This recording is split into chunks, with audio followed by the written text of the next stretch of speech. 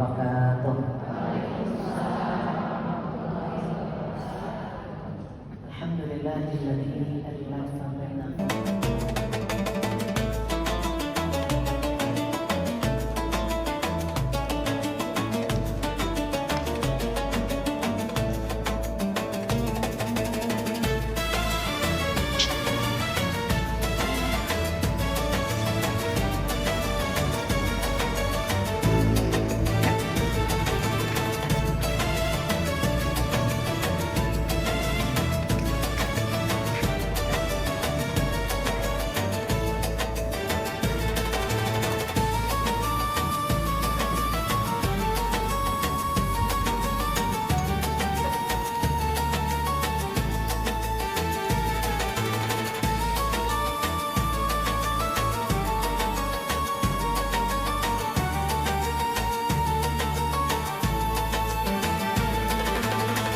micromix na. Yan.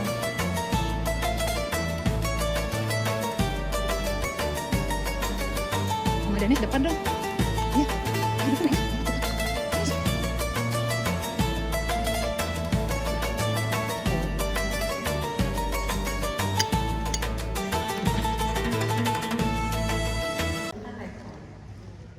cinta itu ada 3 macam. Ada cinta misi, ada cinta jiwa, ada cinta kepentingan. Cinta misi apa? Cinta misi of mission. Dia punya misi agar yang dicintainya selamat di dunia dan di akhirat. Cinta misi ini umumnya bertepuk sebelah tangan, nggak bisa kita batas. Apa contoh cinta misi? Contoh cinta misi itu cinta para nabi kepada umatnya, cinta Rasulullah SAW kepada kita, cinta orang tua kepada anaknya, cinta guru kepada muridnya.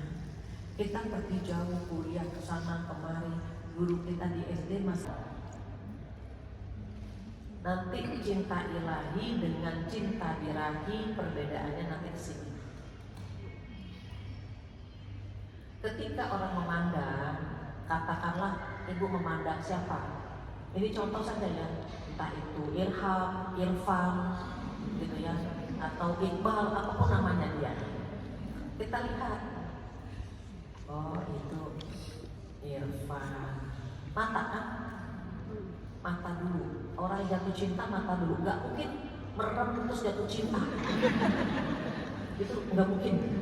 Pasti melihat dulu kan, ini kerjaan mata. Kenapa kita harus menahan pandangan? Karena dikhawatirkan kalau lebih dari batas yang dibolehkan akan ada VNG, virus merah jambu. Ada lope-lope. Jadi ini memandang. Kenalan. Kalau udah mandang kenalan ya. Siapa coba itu? Oh itu Irham atau Irfan misalnya, atau Iqbal apapun. Oh masya Allah. Gitu. Kenalkan. Ternyata ngobrol asik, pinter, solutif. Itu bukan simpati. Ih seneng deh ngobrol sama Pak itu. Nah ini simpati terminalnya kita udah sampai di sini saja. Apa simpati? Simpan di dalam hati, nggak boleh diungkapkan. Jadi kalau anak kita simpati sama lawan jenis, nak simpan dalam hati, nggak boleh nak Pak Irfan ya Allah, ini Bapak Masya Allah. Ibu-ibu punya tetangga, punya teman di kantor, punya gitu ya. Kalau simpati disimpan. Saya kan sebelum tua begini udah dulu pernah lah simpati sama orang, pintar banget ya orang itu, solutif, pernah lah. Tapi ini terminal kita, terminal dengan lawan jenis yang bukan mahram sampai di sini. Ibu ingat, mau tetangga, mau guru, mau apapun terminalnya ini. Karena kalau tidak berhenti di sini, pernah lihat nggak bola salju? Kalau dibuat bulat terus dirempar ke bawah, dia tetap belum kan? Makin. Berulang lagi ke bawah sama kita belum kan? Rasa juga begitu. Kalau tidak di stop di sini, dia akan ke sini. Kalau sudah simpati, pengennya apa?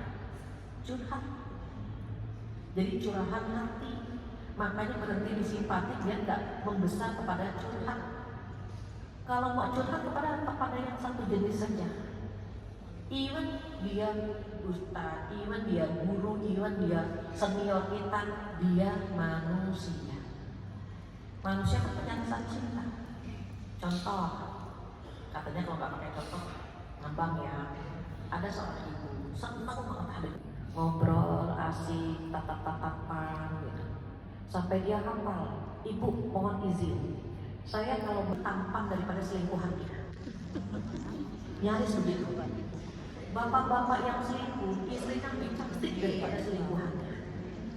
Kok bisa? Itulah setan.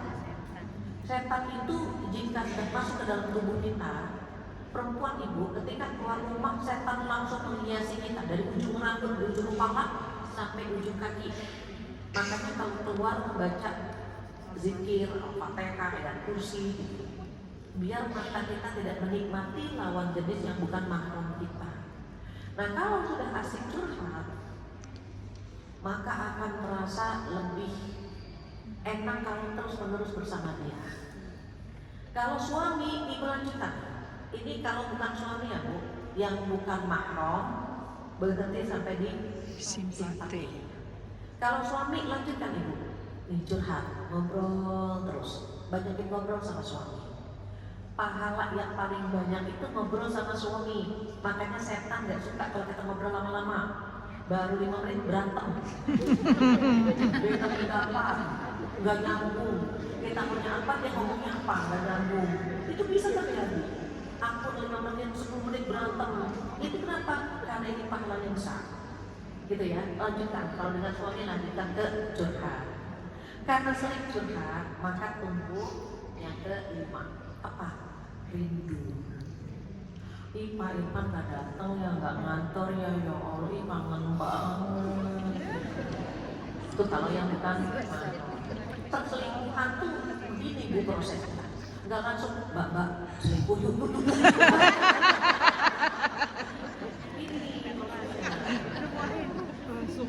Sering ngobrol, sering tukar pikiran.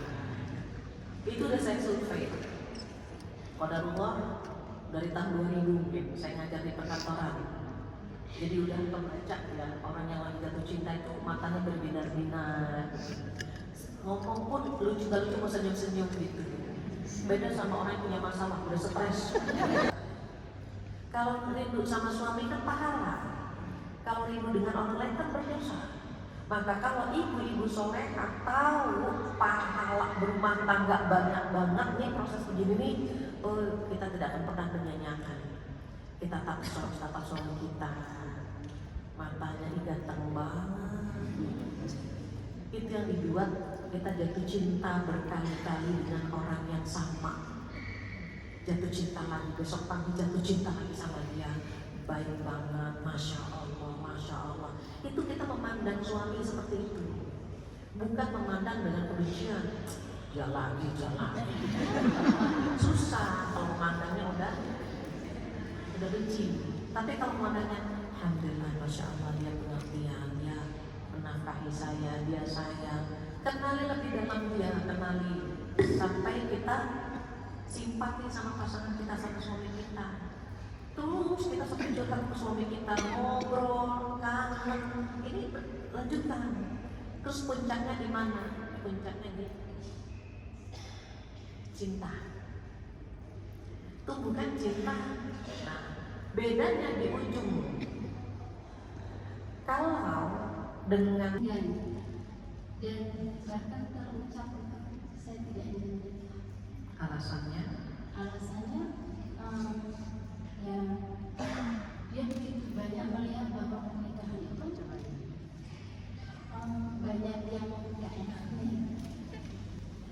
Dia susah meyakinkan, sulit untuk meyakinkan bahwa nikah itu adalah salah satu fitrah manusia yang sangat dianjurkan oleh Rasulullah.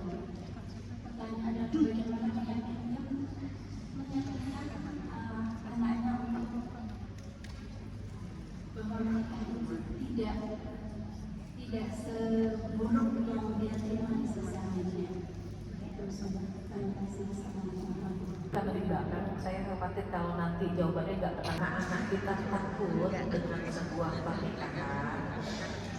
Ibu-ibu boleh kasih contoh yang romantis sama anak.